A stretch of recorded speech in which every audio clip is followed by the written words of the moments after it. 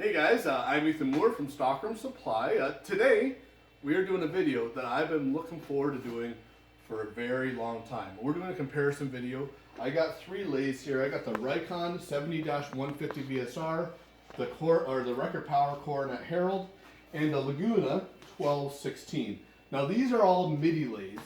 These lathes are all pretty much the most popular Midi lathes on the market. But what makes these three unique to a lot of other lathes, especially in this category, is they also offer the ability to do outboard churning. They each will do that a little bit differently in each one, but they all offer the ability to outboard churn. So, what the plan is I'm going to stack each one of these lathes up against each other. I got a series of categories here, and we're going to see how they compare. Now, the best lathe in the category is always going to get a 5. So it's going to be a rating from 1 to 5. The best lathe is always going to get a 5. And the other lathes, if they're the same, or if they're just as good, they will also get a 5. Or they're going to get less, from 1 to 4. So if I think it's a lot less nice, it's going to get a 1. Or in that kind of range. So that's how I'm going to try to judge it. I'm going to try to be as fair and as objective as possible. But just so you guys are aware, in Canada here, we are a dealer for Rikon, and we are a dealer for Record Power. We are not a dealer for Laguna, so I borrowed this lathe off a friend of mine. Now with these ratings, even if a lathe gets a bad rating, in my opinion, it doesn't mean that it's a bad lathe. These ratings are all relative to the other lathes that are here. They're all very nice lathes, all kind of best in class lathes, we'll say. So that's how we're going to do it. So yeah, the other things is these are all bench top machines, so they can sit on the bench, though I do have each one on their respective stands. So yeah, let's get right into it here. Okay, so something I don't normally do in a comparison video, but I think it's important in this particular case, is talk about pricing and price differences. Now, as a disclaimer here, these prices are today's prices. They may change. The cost of metal changes all the time, exchange rates change all the time, so prices will definitely fluctuate. So if you're watching this 6 months down the road, good chance this price is not going to be accurate. But what this will give you is a relative value or a relative cost from each other lathe. Now, also these prices, we're in Canada, these are Canadian dollars that I'm showing you. So prices will be different in the States, prices will be different in Europe. So you'll have to look at your local dealer to figure out what the price is. So let's start with the Rikon. That's the first in line here. So the Rikon base price, so just in the basic, sits on a bench in the box, is $950 for that right there. So that's the least expensive lathe as far as the base price goes. With the bells and whistles. Now the bells and whistles price, $1280. What that includes is the stand, as well as that extension that I have on the outboard. You need that to do the outboard churning. So that's $1280 for bells and whistles price on the Rikon. The Record Power Coronet Herald base price. Wow, this is a little bit tricky. Right now, the Coronet Herald, the regular price is actually $1,700, but this is on a sale, a crazy sale right now. That's supposed to last to at least the end of the year. It's selling right now for $1,300. That is the base price. Now with all the bells and whistles, $1,665. So that includes the stand, that includes the outrigger accessory here, that also includes the emergency stop, which can be moved around the lathe. Those are all, I would say, necessary to do the outboard churning ability.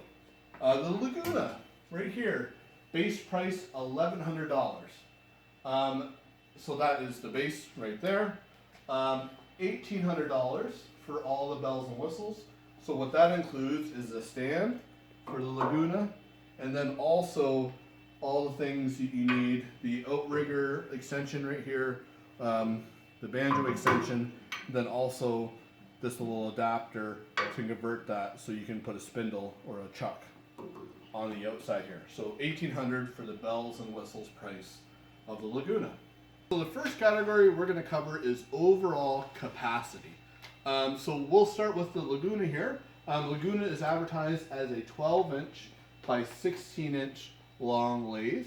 So a couple little things I noticed about it. It is the full 12-inch capacity here, so no worries there. But one little interesting thing, and I'm not sure why this is, there might be a reason. The Morse tapers that are on this lathe don't seem to be drilled as deep as the other machines. So these spurs in the live center stick out quite a bit further than the other lathes. Now, I've got this maxed out. It's advertised as 16-inch, but right now I could do 13 3/4. So that's the capacity. So 12 by 13 3/4 with these live centers, which I think this is what it came with. Now, I did borrow this off a friend. These might not be the original Laguna live center and spur drive, but that's what it came with. So we're going to give the rating of the Laguna a 3. All right, let's go over to the Rikon. Now the Rikon is also advertised as a 12-inch by 16-inch long lathe, and again, it is 12 inches with the spur drive and live center that's provided with. Maxed out there, it'll actually do about 16 3/4. So actually a little bit beyond the capacity that's advertised, which is interesting. Okay, so then we are going to give the Rikon a 4. The Coronet Herald, by far the biggest lathe, well I say by far, but it is a 14-inch swing over the bed. So a full 14, and it's still advertised at 14 by 20, so it's also the longest lathe. So with that there, yeah, I can do 20 1/4 when I have that maxed rate out there. So the Coronet Herald is going to get a 5. Okay, so now we're going to go with the headstock. Now I should preface this by saying, even if I give a lathe a poor rating, remember those ratings are relative to each other. It is still likely a very nice headstock. So let's start with the Rikon right here. So it's a nice little unit, basic headstock. You got a 1-inch 8 TPI, 8 threads per inch spindle on it. Morse taper 2. It's got a hole that goes all the way through, so you can do vacuum chucking with it. A nice hand wheel on it, which I like. And then what I also like is the way the spindle lock is. So 24 points for the indexer here, and then you can lock it and it goes in place there. Now what I don't love about the spindle lock, or the indexer I should say, is how much play that has. It has quite a bit of play when you lock that in place, but it is very easy to switch that back and forth. Now one thing I wouldn't normally talk about with a headstock, but I know Laguna uses this a lot in their advertising, so this is an important feature to them. So I figured I better talk about it with all the lathes, is how much space or ability you have to turn from this angle, how much space you have behind the headstock compared to the end of the spindle here. So what I'm going to do, I got my little angle finder here. We'll go up against my tailstock. I'm just going to line that point up. I made a little mark on here, right to the end of my tailstock. I'll lock that in. So that's the angle that we have on the Rikon. So let's move over to, oh sorry, and the rating I give the Rikon is a 2. Okay, let's move over to the Laguna. Laguna, similar design to the Rikon, where you got a standard headstock here. It's static. Also 1-inch 8 TPI, 8 threads per inch spindle on it. Morse taper 2 with a hole that goes all the way through. A little bit of a different design hand wheel. So it's kind of got a wide design, not as big a diameter, which works just fine. More of a preference thing, I would say. Yeah, as the spindle lock, what Laguna has, which is kind of interesting, they have 2 points here. So, oh shoot, I dropped this. Let me go line this up so I don't lose my angle.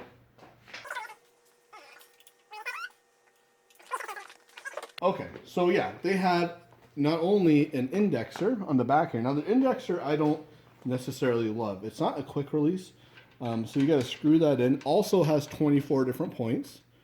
You screw that in, you find a hole right there, and that's locked in place. Now what I do like about it is very little slop.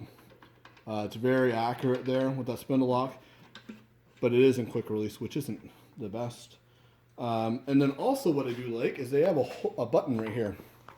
So if I turn that button, that's my spindle lock. So that's where you can reef on things and stuff like that, which is nice. So the Rikon, I didn't show you this, has the ability to have a wrench on there. Now the angle of the headstock. Again, we're going to line that point up. My tailstock here, right there. So this is compared to the Rikon. So you can see that this does have a little bit more space to do some churning on the back side of your piece. So what we'll do now is we will line this up to the Laguna angle, we'll call it. Right there. Okay, so then I'm going to give the Laguna a 3. Okay, now let's move over to the Coronet Herald. Again, let me put this angle down so I don't lose it. This is a totally different unit. We'll start with the spindle. It's an 1.25 inch 8 threads per inch spindle. So you got the larger diameter spindle going through the headstock here. So this is more in line with the heavier duty machines. Also a Morse taper too.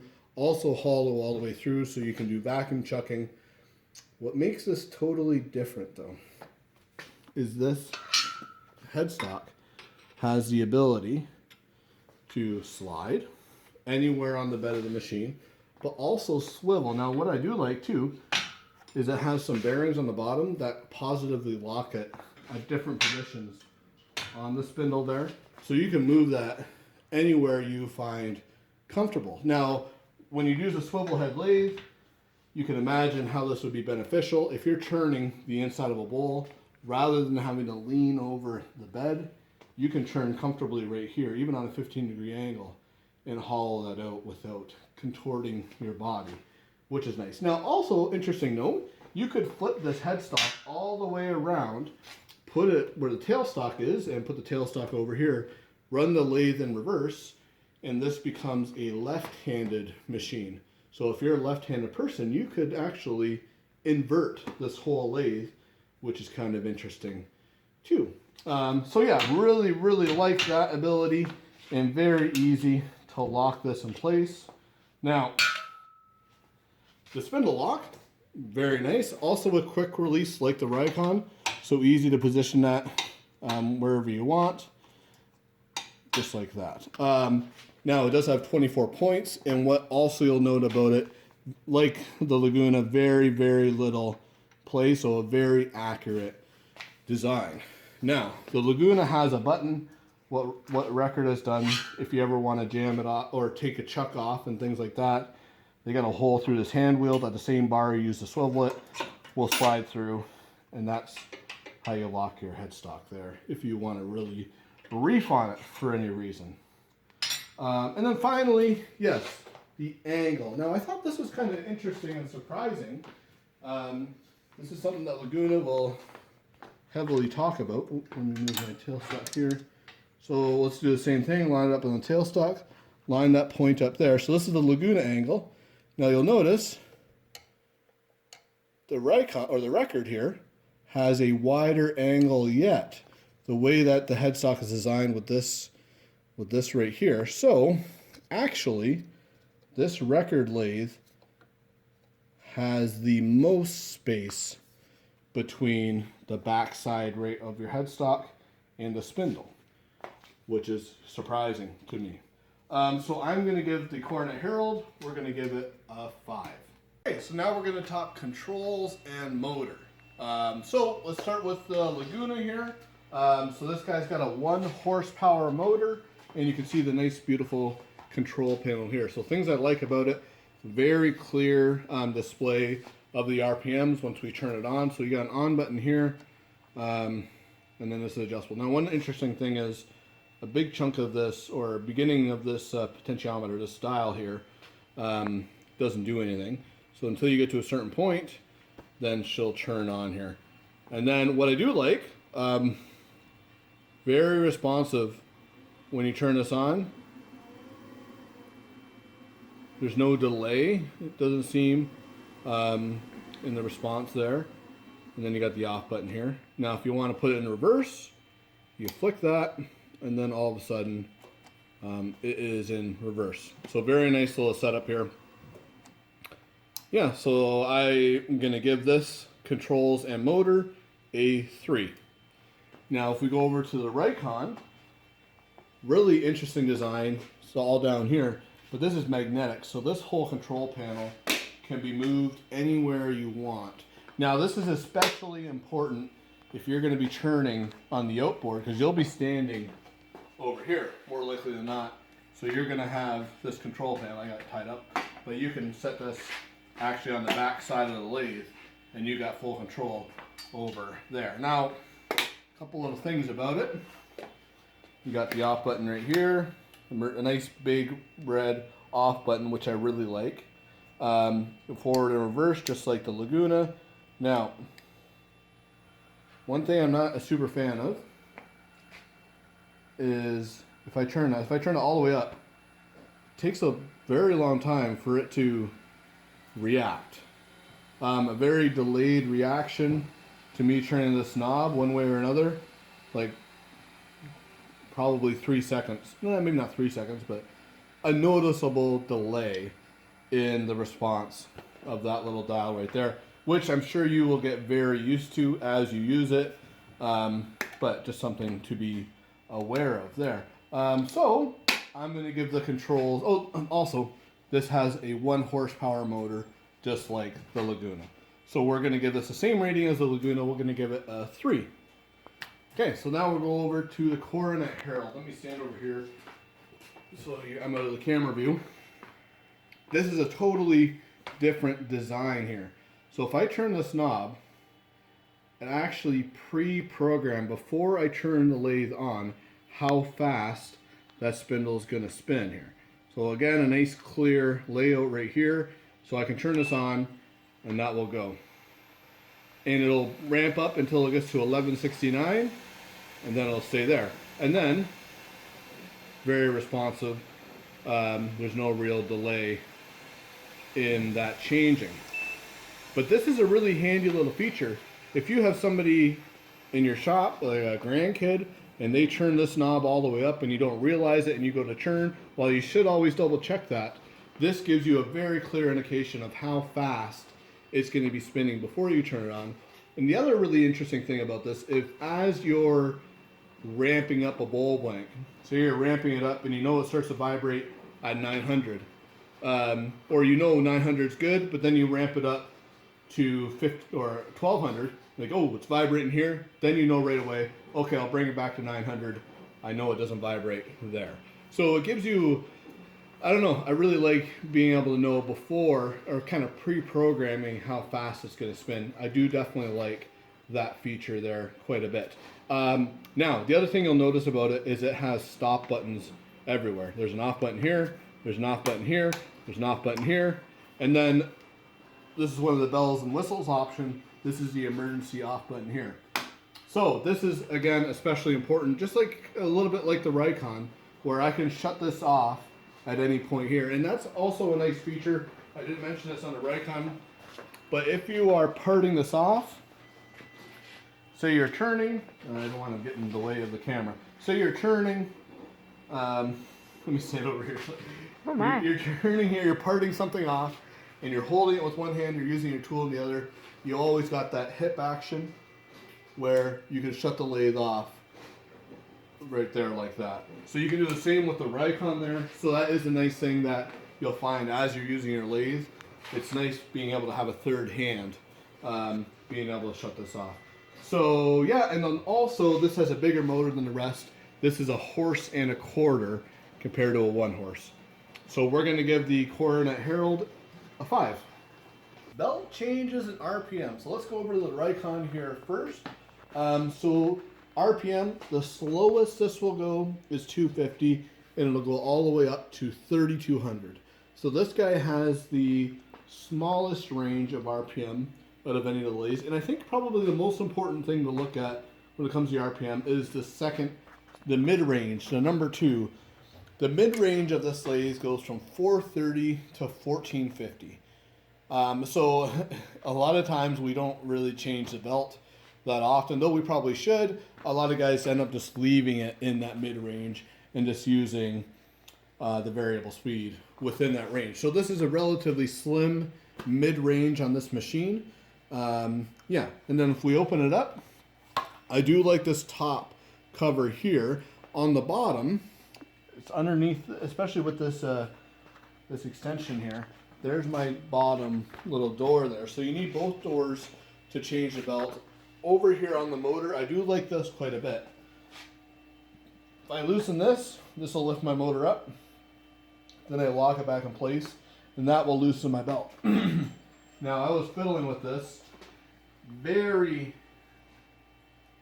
compared to the other machines, challenging to actually change the belt on this machine because you have such a small door on the bottom here. It would be something you would get used to, I'm sure, but it is finicky to change the belt speed, so very likely you're going to leave it on the number 2 more often than not.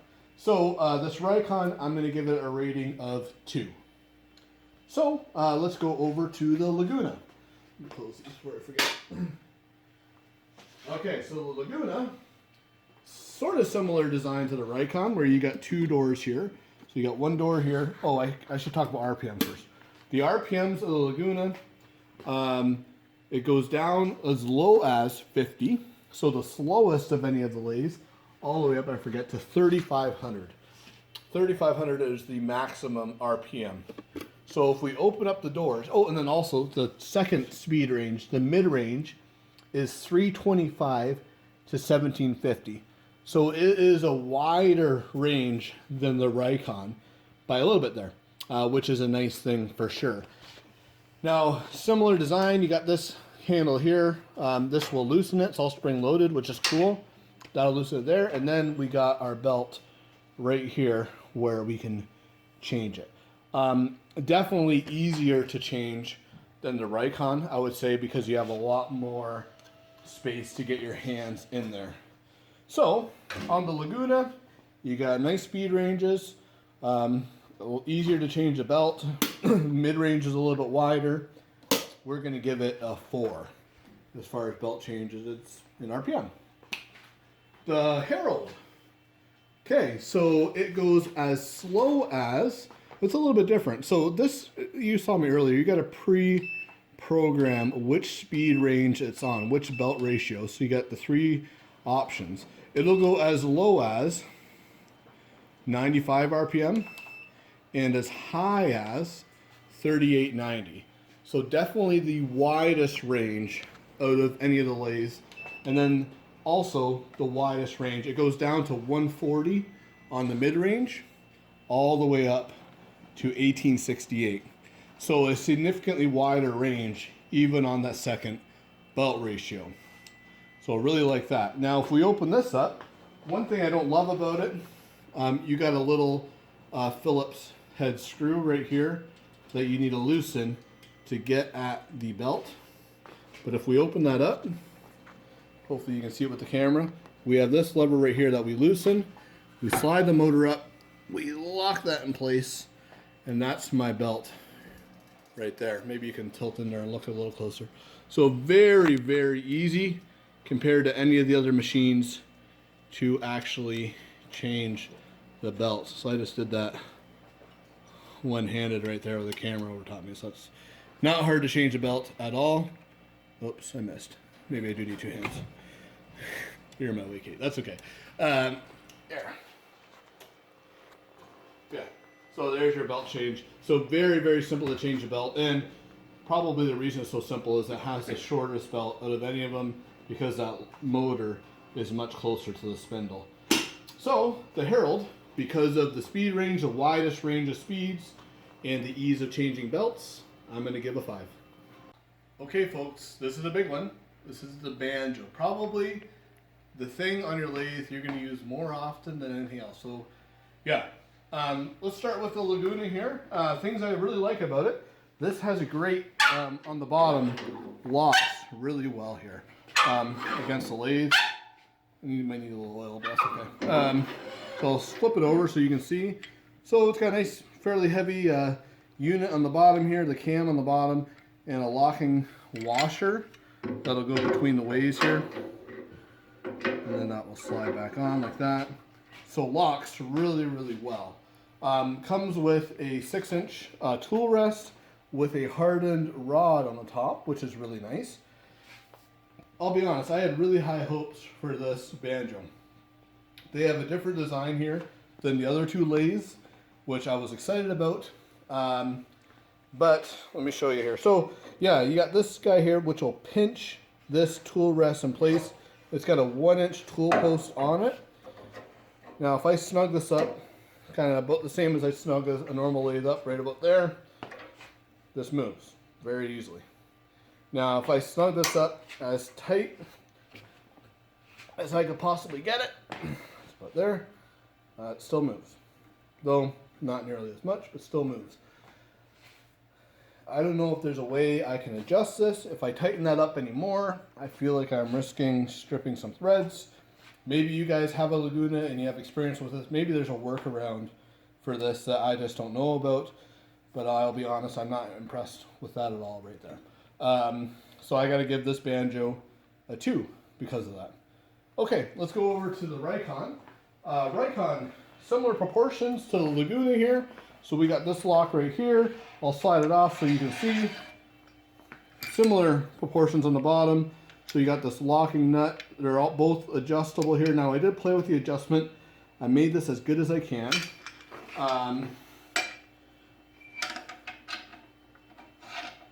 Okay, so yeah, this one comes with a slightly smaller tool rest. Oh, I forget the length of it. Let's measure it here. This is 6 inch. Oh, I might have lied to you. Sorry, the Laguna is an 8-inch tool rest. This comes with a 6-inch tool rest. Also comes with a hardened rod on the top, which is nice, so not your typical cast iron. I do know this is kind of the standard design. That knob right there locks up really well. Now one thing I did notice, if you have that locking nut in the wrong spot, it'll interfere with your tightening and loosening of the main banjo nut right here. So just be aware of that. You just got to keep that out of the way. Now, this is the one thing I wasn't a super fan of. If I lock this up, I did my adjustment. I adjusted this as tight as I could. But if I lock this up to the max, this still has a little bit of movement. Not bad. Not bad. You can still, it's very usable, but there is some movement there that I don't 100% love. So we're going to give this guy a 3. Okay, so if we move over to the record power, first let me slide it off, show you what we're working with here. So you see a lot heavier duty locking nut and shaft or cam on the bottom. When I slide this on, when I lock this in place, like it's very solid. Doesn't take a lot of power to really get it to lock really nicely there, and very easy to loosen too, which was kind of surprising, even after that locks. So big fan of that locking mechanism here. Same deal with here. Oh, it has a 1-inch tool post. This does not come with a tool rest that has a hardened rod. This is your standard tool rest that's cast iron, like what you guys are all used to. This lock right here though, same deal, locks really well, it doesn't move. The other interesting thing about it is you could move this over on the left hand side if you found, for whatever reason, that is a more comfortable spot for you to lock and loosen the banjo, or for whatever you're turning, potentially this or that will get in the way of what you're doing. So this is, yeah, really, really nice. I'm going to give this guy a 5. The Coronet Herald gets a 5. Okay, next up is Tailstock. So we're going to head to the Herald first here. So the Herald, here's the Tailstock here. It's a little bit of a different design than the other two machines. Rather than a cam lock, it has more of a ratchet handle. Now, can you go in the back there and see the back, Kate, behind the Tailstock? Yeah, go on the opposite side. That's what we'll do. So you can see, yeah. So we got kind of a ratchet handle right here.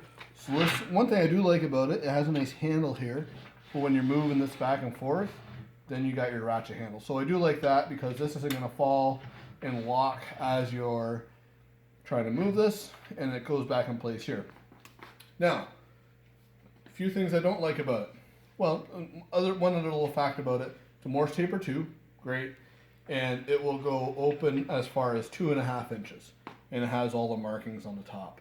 Here. Now, here's what I don't like. If you look at the back, this thread comes out as you're going here, which could potentially get in your way or be a little bit of an annoyance as you are moving this tailstock right here. Now, the other thing that I don't like about it, if I go all the way out, there is no self-ejecting to remove that live center right there. Now, there is a workaround. The same bar that you use to loosen things, you put right here, and that's going to pop your tailstock out, so you don't need, or your live center out, so you don't need to get a knockout bar out in place here. So yeah, still, don't get me wrong, still a nice tailstock, works well, slides well, locks well, functions great. Couple little nitpicks on it though that I don't love. We're going to give this guy a 3. Okay, so let's go over to the Laguna. Now that's probably the better side to stand on. You stand right here, Kate. This one you might need a loop. Stay right there for now. So we got the Laguna tailstock here. So much like the Record, you got a number 2 Morse taper right there, and it also will open 2.5 inches. Now, one thing that's kind of surprising. Now maybe this is just the way this one is, but there's no markings at all on this guy. Now, maybe the new ones are different. I don't know. But there is no markings to tell you how deep. Like if you're drilling a hole, you don't really know how deep you're going to go, or have just at least an estimate there. So I don't love that. It does lock up really nice, like that there, and you got a nice little hand wheel with a ball on it. The other thing that's kind of cool is you got, if you go over to the other side here, Kate, we got a couple little slots here which work nicely to put your live center and your spur drive in. So yeah, I'm going to give this guy a 4. Okay, so if we go over to the Rikon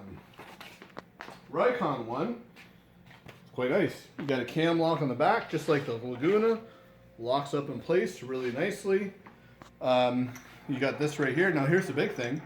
This tailstock goes all the way out to 3.5 inches, so a full inch longer than the other 2 units, which is very nice. Also got the markings on it that can help you determine how deep you're drilling a hole or whatnot. Morse taper 2. There's nothing I would change about this. I'm going to give this tailstock a 5. Outboard turning ability. Now this one was tough for me to determine which one I liked best, because I like them for different reasons. We're going to start with the Rikon now. So because of the control panel on the Rikon, where you can bring the controls way out here, honestly, this is probably the nicest one to turn on the outboard in a lot of ways, because you have full access to everything right here. Now also, it is the smallest outboard turning ability, so it's 15 inches on the outboard. And then you use the same banjo here that you use on the rest of the lathe, and it comes with a fairly long stemmed tool rest so that you can raise that up to accommodate for the extra height there. So yeah, not a bad setup. Now because you're turning on the opposite side of the spindle, you are going to be running it in reverse. So just be aware, you need a chuck or something, whether it's a faceplate or a chuck, that has a set screw so you can lock that to your spindle, or else that's just going to spin off as you're turning. So be aware of that right there. So I'm going to give the Rikon a 4. Okay, let's go over to the Laguna here. Now the Laguna is similar in a lot of ways than the Rikon, though a touch bigger. So rather than 15 inches, it's got 16 inches. So slightly bigger diameter. Also, you're turning on the back side here. So they give you a little adapter when you buy the outrigger kit to put on there rather than a hand wheel, and that will bring it out so you can turn. So they also include this kind of outrigger banjo here. Sorry. That gives you maybe a little bit more flexibility when you're turning, but the issue is all your controls Your stop button's way over here. Your dials are way over here. So you gotta almost reach over when you're turning to turn something on or off. So I don't love that. I do like the little bit more flexibility in the size. So I'm also gonna give this one a 4. Okay, so if we go over to the record, the Coronet Herald. You okay, Kate? Mm-hmm. Totally different design, where you got the swiveling headstock. So I positioned the headstock in the center. I swiveled it. This one is by far the largest diameter turnings you can do on any of these. This will handle all the way up to 21-inch diameter, which is monstrous. So 15 for the Rikon, 16 for the Laguna, 21-inch for the Coronet Herald. So you're not turning on the backside of the spindle. You don't have to worry about reversing it. All the stuff is exactly the same. If you're using a vacuum chuck, you can still use a vacuum chuck, where those guys, everything is totally different, so you'd have to rearrange everything there. Also, because it's not reversing, you don't have to worry so much about the set screw, which I may have mentioned already. Now, it does have this banjo extension, the outrigger, but that will move back and forth to help position, and that same banjo will just move along the ways of the lathe. Now, like the Laguna, a lot of your controls and your stop buttons are behind the spindle, so you do need to reach around to do that. But with the stop button, the auxiliary magnetic stop button that you can position anywhere you want, that does help alleviate that quite a bit, because you can shut that off if you need to, which is really, really a good thing to have. So if you are going to be doing outboard turning, I would recommend you get the stop button right there.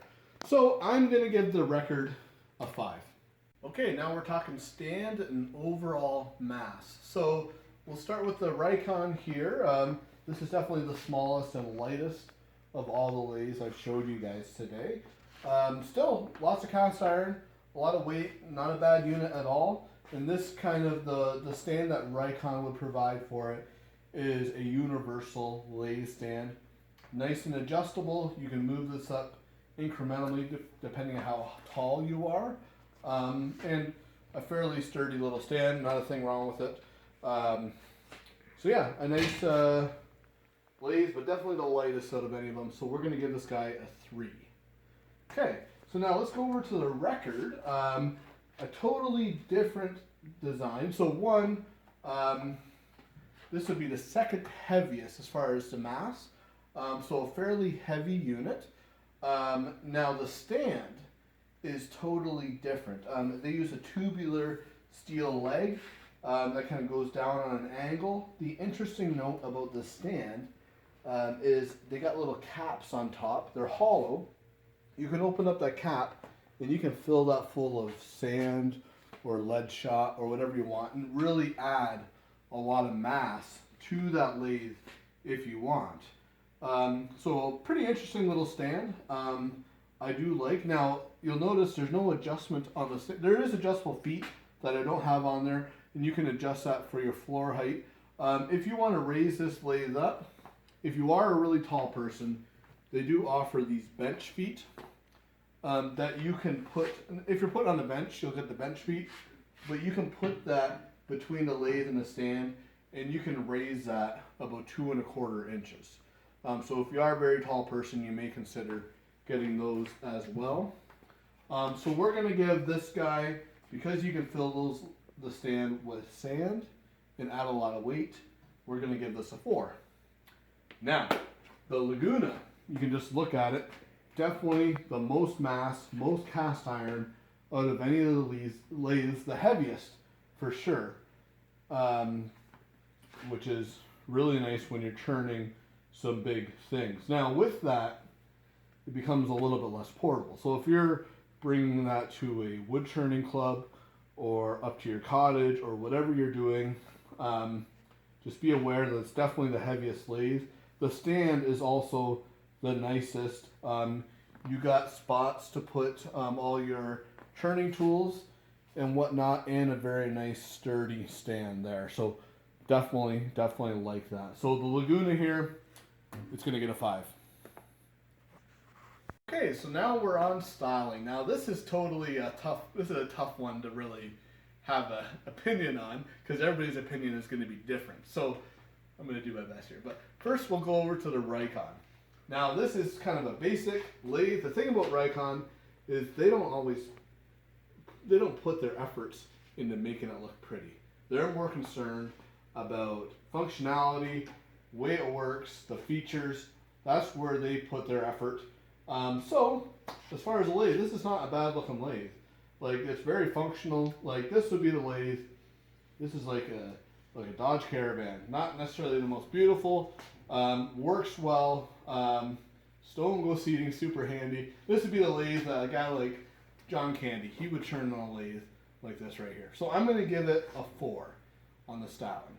Now, if we go over to the Laguna, very interesting looking machine, very modern, looks like a spaceship, really, really cool. I think really neat looking lathe, very modern.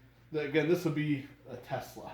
This would be a spaceship. This would be the kind of lathe that Tony Stark or Elon Musk, they would turn on a lathe like that right there. So it's a little bit really cool. So we're going to give the Laguna a 5 as far as styling. Now the Record, again, different in its own right. More of the classic styling. You got the round edges, the curves that all kind of match up with each other. You got the classic European, like the Aston Martin, classic Aston Martin. So if you were James Bond, this would be the lathe you'd have right there. So we're going to give it a number 5 as well. Totally up to anybody's interpretation though. That's okay. In conclusion, we got the 3 lathes. I added them all up. So the Rikon, it got a score, if you added up all these numbers here, of 30. Now also it is the least expensive, so that's okay. The Record Power, if you add it all up, got a score of 42. And then the Laguna got a score of 33. So the big winner, I would say, in my opinion, is 42. Now, you guys are welcome to comment and tell me things I may have missed, features I may have missed that one lathe or the other may have that I didn't realize. So make sure you comment about that if I did miss something, because I know people would like to hear about it.